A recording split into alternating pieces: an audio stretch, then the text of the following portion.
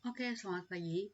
Perkenalkan, nama saya Indriana Nasution dari kelas 11 TJKT3. Saya berasal dari sekolah SMK Negeri 5 Batam. Di kesempatan kali ini, saya akan membahas atau mempresentasikan mengenai materi topologi jaringan. Nah, kita masuk ke slide berikutnya. Nah, yang pertama kita akan masuk di konsep topologi.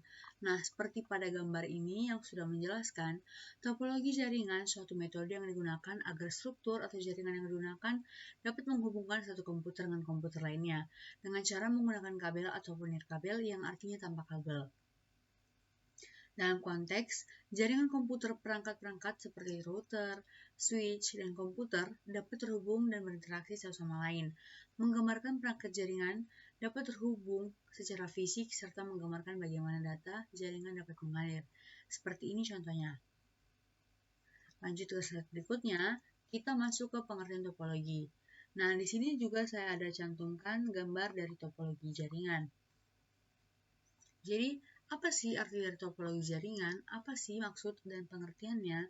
Jadi di sini saya akan jelaskan, pengertian dari topologi jaringan adalah suatu teknik untuk menghubungkan komputer yang satu dengan komputer yang lainnya, yang merangkai menjadi sebuah jaringan, di mana penggunaan topologi jaringan didasarkan pada biaya, kecepatan akses data, ukuran maupun tingkat koneksivitas yang akan mempengaruhi kualitas maupun efisiensi suatu jaringan. Dalam konteks jaringan komputer, topologi mengacu pada bagaimana perangkat-perangkat seperti komputer, server, router, dan switch dihubungkan dalam sebuah jaringan, seperti ada yang di gambar berikut. Di gambar ini, inilah yang menjelaskan bagaimana perangkat seperti komputer, server, router, dan switch dihubungkan dalam sebuah jaringan. Nah, seperti ini. Kita masuk ke slide berikutnya. Itu ada fungsi manfaat topologi. Jadi setelah kita sudah membahas dari konsep dan pengertiannya, di sini kita masuk di fungsi dan manfaat topologi. Apa saja sih? Jadi, topologi jaringan komputer berfungsi untuk mengetahui bagaimana masing-masing komputer atau host dalam jaringan komputer dapat saling berkomunikasi satu sama lain. Topologi yang terstruktur memudahkan administrator jaringan untuk mengkonfigurasi, memantau, dan memperbaiki jaringan. Alur komunikasi antar perangkat dapat dioptimalkan, sehingga data dapat mengalir lebih lancar dan cepat.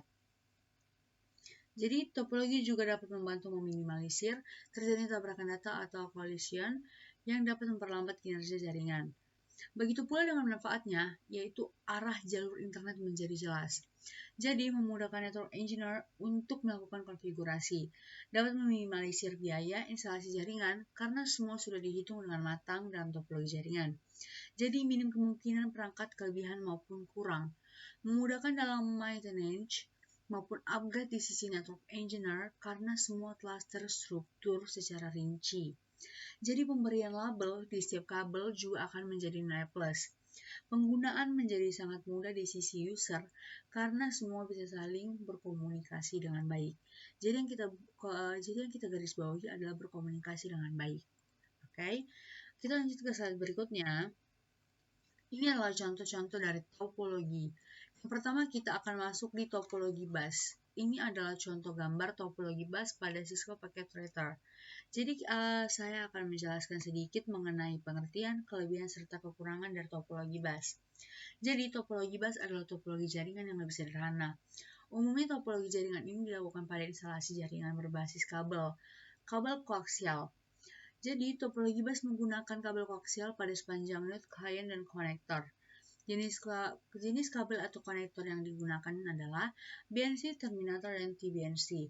Jadi kelebihan dari topologi bus itu adalah penambahan klien atau workstation baru mudah dilakukan. Lalu mudah digunakan dan sangat sederhana. Lalu biaya instalasi murah karena kabel yang digunakan lebih sedikit. Adalah karena biaya instalasi murah karena label yang digunakan lebih sedikit. Lanjut kita pada kekurangan topologi bus. Jadi kekurangannya adalah sering terjadi tabrakan arus data. Proses pengiriman data dan penerimaan data kurang efisien. Jadi topologi bus yang lama sulit untuk dikembangkan. Nah, ini adalah pengertian, kelebihan, kekurangan, serta gambar yang sudah saya cantumkan dan saya jelaskan ini adalah bagian dari topologi bus. Lanjut kita masuk di topologi linier.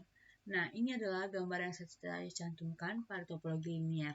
Seperti ini pada Cisco Packet Tracer. Lanjut kita masuk di bagian dari pengertian. Topologi linier atau sering disebut dengan topologi bias berurut. Umumnya topologi ini hanya menggunakan satu kabel utama sebagai konektor masing-masing titik sambungan pada setiap komputer. Jadi kelebihan topologi linier adalah mudah dikembangkan, menggunakan kabel yang sedikit, tata letak topologi linier yang sederhana dan mudah. Topologi ini tidak membutuhkan kendali sentral. Nah, tidak membutuhkan kendali sentral.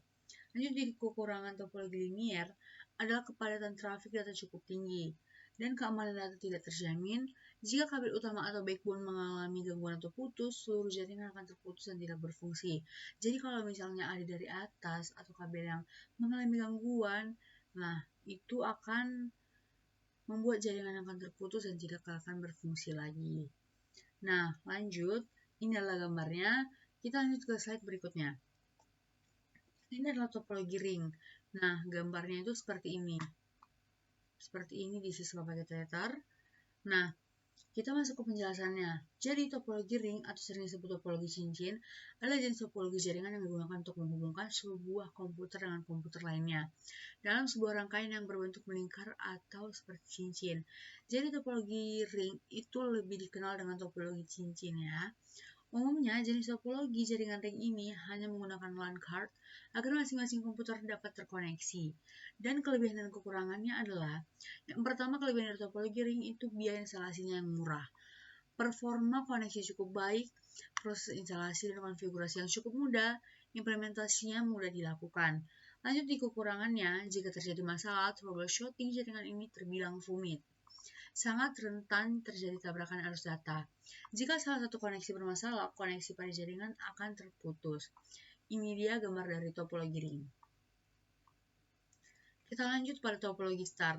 Nah, topologi star atau disebut juga dengan topologi bintang, dikenalnya sebagai topologi bintang, adalah topologi jaringan berbentuk bintang di mana umumnya menggunakan hub atau switch untuk koneksi antar klien. Nah, topologi jaringan komputer ini paling sering digunakan saat ini karena memiliki banyak kelebihan. Di antaranya, kelebihannya adalah jaringan topologi ini tetap berjalan baik, meski salah satu komputer klien bermasalah. Tingkat keamanan data pada topologi ini cukup baik, dan user lebih mudah mendeteksi masalah jaringan yang lebih fleksibel. Namun di balik kelebihan pasti ada kekurangan. Jadi kekurangannya adalah topologi ini terhitung mahal, dikarenakan menggunakan cukup banyak kabel. Lalu seluruh komputer dalam jaringan ini akan bermasalah jika hub atau switch mengalami masalah. Sangat tergantung pada terminal pusat. Di garis bawahi sangat tergantung pada terminal pusat. Nah, seperti ini contohnya. Nah, kita lanjut ke topologi mesh. Ini adalah topologi yang paling ribet atau rentan. Nah, begini adalah topologi mesh pada gambarnya. Ini di siswa paket Treter. Nah, topologi mesh adalah sebuah topologi yang bisa digunakan untuk rute banyak atau rute yang banyak. Jaringan topologi ini menggunakan kabel tunggal sehingga proses pengiriman data menjadi lebih cepat tanpa menggunakan atau melalui hub atau switch. Nah, kelebihannya dari topologi mesh adalah, yang pertama, bandwidth limitnya cukup besar. Security data pada topologi ini sangat baik. Tidak terjadi tabrakan arus data dikarenakan jalur pengiriman data sangat banyak. Nah, kekurangan topologi mesh adalah kabel yang dibutuhkan jumlahnya banyak. Biaya instalasi topologi mesh yang sangat mahal karena menggunakan banyak kabel. Instalasinya yang sangat rumit. Nah, ini adalah topologi mesh. Lanjut ke slide berikutnya, itu adalah topologi tree. Nah, topologi tree atau topologi pohon, dikenal dengan topologi pohon, adalah hasil penggabungan dari topologi bias dan topologi star. Umumnya topologi tree digunakan untuk interkoneksi antar hierarki dengan pusat yang berbeda-beda. Nah, kelebihan dan kekurangannya adalah, yang pertama kelebihan, dapat dan mudah dikembangkan menjadi topologi jaringan yang lebih luas. Susunan topologi ini terpusat pada hierarki, sehingga pengaturan data menjadi lebih mudah. Nah, kekurangan dari topologi tree adalah memiliki kinerja jaringan yang sangat lambat, penggunaan kabel yang sangat banyak sehingga biaya instalasinya mahal. Kabel backbone merupakan salah satu sentral dari topologi ini. Bila komputer bagian atas bermasalah, maka komputer bagian bawah juga akan bermasalah. Nah, di garis bawahi, kabel backbone merupakan sentral dari topologi ini. Dan bila komputer bagian atas bermasalah, maka komputer bagian bawah juga akan bermasalah. Ini adalah contoh dari topologi tree. Kita lanjutkan ke slide berikutnya, itu adalah topologi hybrid. Nah, topologi hybrid adalah gabungan dari beberapa topologi yang berbeda dan membentuk jaringan baru. Dengan kata lain, jika ada dua atau lebih topologi yang berbeda terhubung dalam satu jaringan, maka topologi jaringan tersebut akan membentuk topologi hybrid seperti ini. Nah, kelebihan dan kekurangannya, yang pertama itu kelebihannya bersifat fleksibel. Penambahan koneksi lain pada topologi ini menjadi sangat mudah. Namun kekurangan topologi hybrid adalah proses instalasi dan pengaturan yang cukup rumit. Manajemen topologi hybrid sangat sulit dilakukan. Nah, ini biaya untuk membuat topologi ini cukup mahal. Jadi ini adalah topologi hybrid. Ini pada Cisco Packet Router, ini adalah contohnya. Nah, sekian presentasi dari saya. Mohon maaf jika ada salah kata.